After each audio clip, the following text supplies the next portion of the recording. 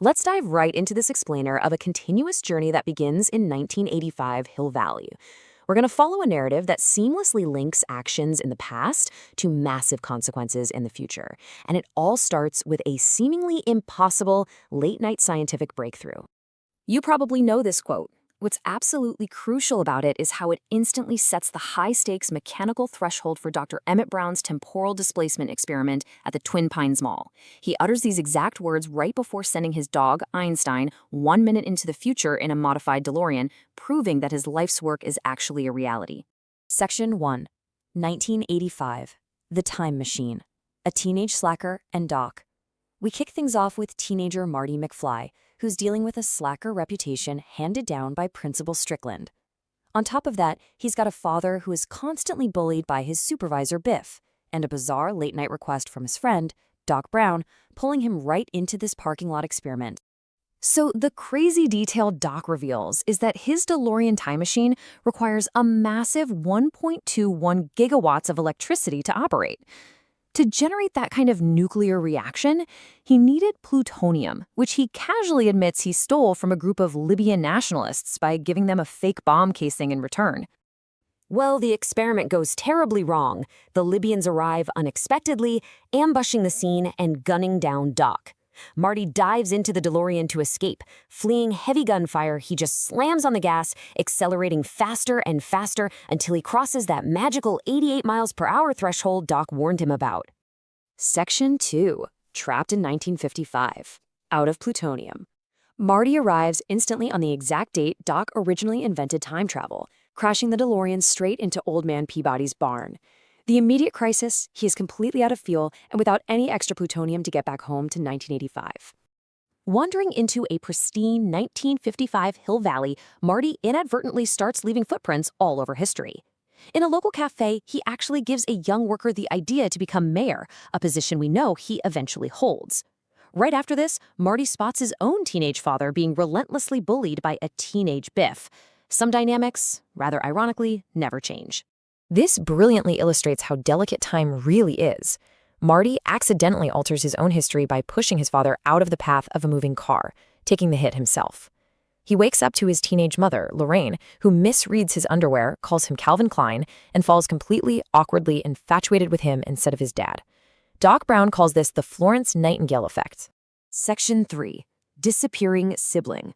A Timeline Paradox. To fix this colossal mess, Marty tracks down the 1955 version of Doc Brown.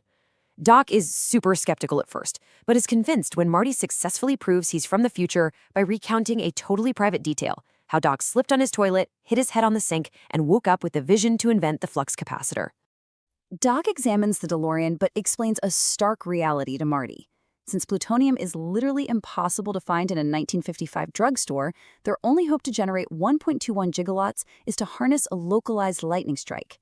Luckily, Marty happened to bring a flyer from the future predicting a strike will hit the town's clock tower next Saturday at exactly 10:04 p.m. But we've got an immediate danger here. Because Marty stopped his parents from meeting, his timeline is actively collapsing. His siblings are literally being erased from existence on a family photograph he carries around. And Doc warns that Marty is next. He absolutely must force his parents to fall in love. Part 4. The Enchantment Dance. A plan to save history. To save his own life, Marty has to orchestrate a scenario where his father George confidently asks Lorraine to the upcoming Enchantment Under the Sea dance. This dance is absolutely crucial because it's where they are historically destined to share their first kiss. The big problem is George has zero confidence. His first awkward attempt to woo Lorraine in the cafe ends in total linguistic disaster when he nervously blurts out, "My density has popped me to you."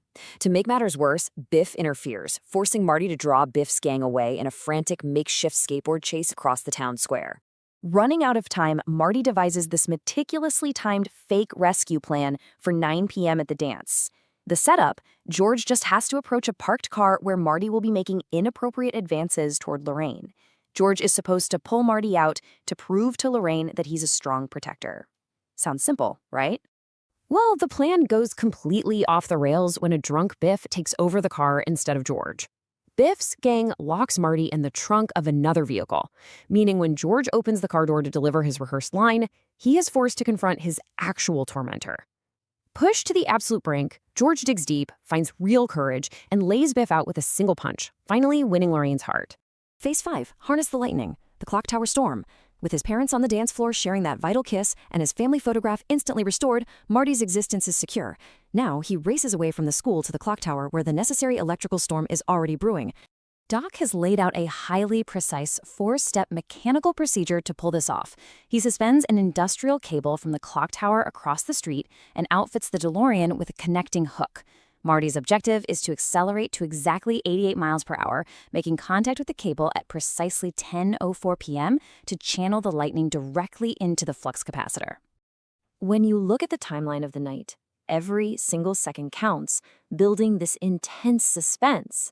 The whole thing is nearly derailed when a fallen tree branch unexpectedly disconnects the vital cable with only minutes to spare, forcing Doc to desperately climb the slippery tower in the pouring rain. In the frantic final moments before the strike, Marty tries to give Doc a warning letter about the deadly Libyan attack in 1985. But Doc tears it up, deliberately refusing to know his own destiny to protect the space-time continuum. Then, with a massive surge of adrenaline, he manages to reconnect the cable just in time as the lightning strikes, sending Marty hurtling back to 1985. Bringing us to a changed future.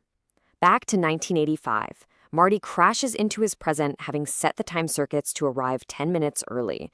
But the DeLorean stalls, forcing him to run all the way to the mall, only to helplessly watch from a distance as the Libyans gun down Doc all over again.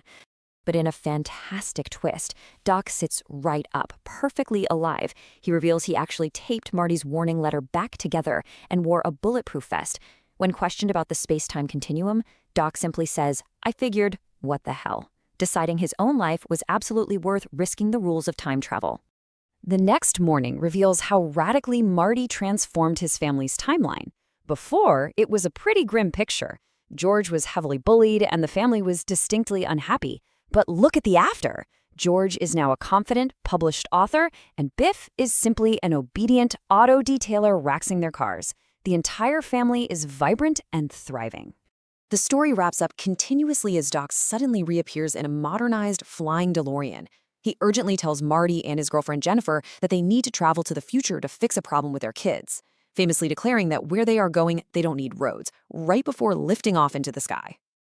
As we wrap up this explainer, we really have to ask ourselves a profound question based on George's punch and Doc's bulletproof vest. What are the consequences of knowing our own future? And how much of our destiny is determined by a single moment of courage?